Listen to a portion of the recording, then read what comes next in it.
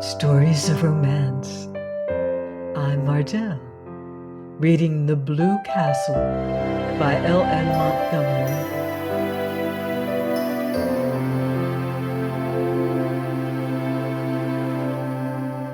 Chapter 9.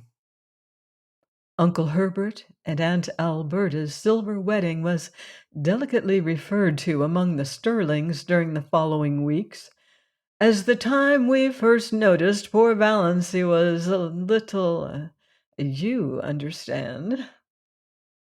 Not for words would any of the Sterlings have said out and out at first that Valancy had gone mildly insane, or even that her mind was slightly deranged.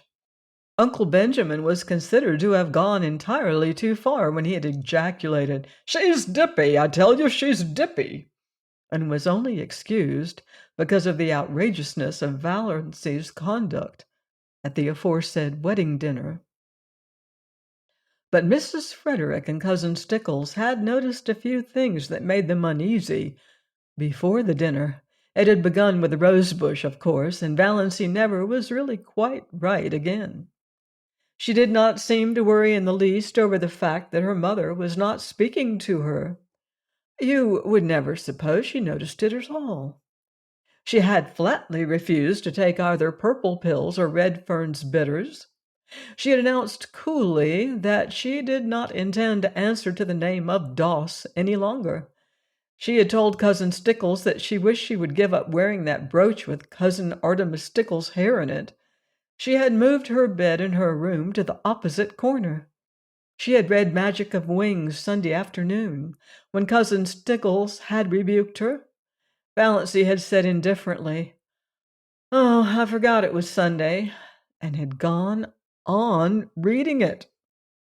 Cousin Stickles had seen a terrible thing. She had caught Valancy sliding down the banister. Cousin Stickles did not tell Mrs. Frederick this. Poor Amelia was worried enough as it was. But it was Valancy's announcement on Saturday night that she was not going to go to the Anglican church any more that broke through Mrs. Frederick's stony silence. "Not going to church any more? Doss, have you absolutely taken leave?" "Oh, I'm going to church," said Valancy airily. "I'm going to the Presbyterian church, but to the Anglican church I will not go." This was even worse. Mrs. Frederick had recourse to tears, having found outraged majesty had ceased to be effective. "Oh, what have you got against the Anglican church?" she sobbed. "Nothing. Only just that you've always made me go there. If you'd made me go to the Presbyterian church, I'd want to go to the Anglican." "Is that a nice thing to say to your mother? Oh, how true it is, that sharper than a serpent's tooth to have a thankless child." "Is that a nice thing to say to your daughter?" said unrepentant Valancy. So Valancy's behavior at the silver wedding was not quite the surprise to Mrs. Frederick and Christine Stickles that it was to the rest. They were doubtful about the wisdom of taking her, but concluded it would make talk if they didn't. Perhaps she would behave herself, and so far no outsider suspected that there was anything queer about her. By a special mercy of Providence, it had poured torrents Sunday morning, so Valancy had not carried out her hideous threat of going to the Presbyterian church. Valancy would not have cared in the least if they had left her at home. These family celebrations were all hopelessly dull. But the Sterlings always celebrated everything, and it was a long-established custom. Even Mrs. Frederick gave a dinner party on her wedding anniversary, and Cousin Stickles had friends in to supper on her birthday. Valancy hated these entertainments because they had to pinch and save and contrive for weeks afterwards to pay for them. But she wanted to go to the silver wedding. It would hurt Uncle Herbert's feelings if she stayed away, and she rather liked Uncle Herbert. Besides, she wanted to look over all her relatives from her new angle. It would be an excellent place to make public her Declaration of Independence, if occasion offered. "Put on your brown silk dress," said Mrs. Sterling. As if there was anything else to put on. Valancy had only one festive dress, that snuffy brown silk Aunt Isabel had given her. Aunt Isabel had decreed that Valancy should never wear colors. They did not become her. When she was young, they had allowed her to wear white, but that had been tacitly dropped for some years. Valancy put on the brown silk. It had a high collar and long sleeves. She had never had a dress with a low neck and elbow sleeves, although they had been worn even in Deerwood for over a year. But she did not do her hair pompadour. She knotted it on her neck and pulled it out over her ears. She thought it became her.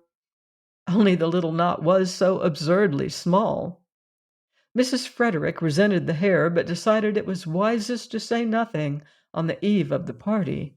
It was so important that Valancy should be kept in good humor, if possible, until it was over.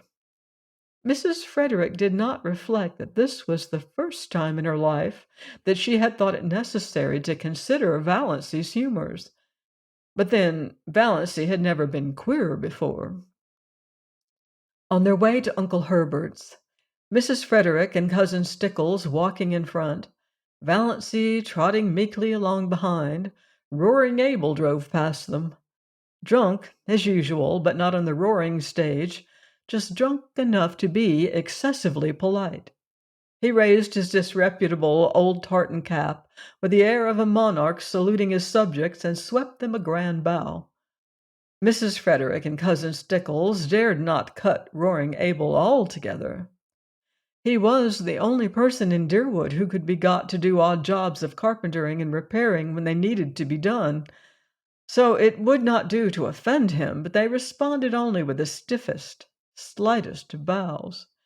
Roaring Abel must be kept in his place. Valancy behind them did a thing they were fortunately spared seeing. She smiled gaily and waved her hand to Roaring Abel. Why not? She'd always liked the old sinner. He was such a jolly, picturesque, unashamed reprobate, and stood out against the drab respectability of Deerwood and its customs like a flame-red flag of revolt and protest. Only a few nights ago Abel had gone through Deerwood in the wee small hours, shouting oaths at the top of his stentorian voice, which could be heard for miles, and lashing his horse into a furious gallop as he tore along prim, proper Elm Street. Yelling and blaspheming like a fiend, shuddered Cousin Stickles at the breakfast table. I cannot understand why the judgment of the Lord has not fallen upon that man long ere this, said Mrs. Frederick petulantly, as if she thought Providence was very dilatory and ought to have had a gentle reminder. He'll be picked up dead some morning. He'll fall under his horse's hoofs and be trampled to death, said Cousin Stickles reassuringly. Valancy had said nothing, of course, but she wondered to herself if Roaring Abel's periodic sprees were not his futile protest against the poverty and drudgery and monotony of his existence. She went on dream sprees in her blue castle. Roaring Abel, having no imagination, could not do that. His escapes from reality had to be concrete, so she waved at him today with a sudden fellow feeling. And Roaring Abel, not too drunk to be astonished, nearly fell off his seat in his amazement. By this time they had reached Maple Avenue and Uncle Herbert's house, a large, pretentious structure peppered with meaningless bay windows and exquisite porches. A house that always looked like a stupid, prosperous, self-satisfied man with warts on his face. A house like that, said Valancy solemnly, is a blasphemy. Mrs. Frederick was shaken to her soul. What had Valancy said? Was it profane, or only just queer? Mrs. Frederick took off her hat in Aunt Alberta's spare room with trembling hands. She made one more feeble attempt to avert disaster. She held Valancy back on the landing as Cousin Stickles went downstairs. Won't you try to remember you're a lady? She pleaded. Oh, if there was only any hope of being able to forget it, said Valancy wearily. Mrs. Frederick felt that she had not deserved this from Providence. Please join me next time for another romantic chapter of The Blue Castle by L.M. Montgomery, here on Love's Tender Flame. Until next time, love deeply and live beautifully.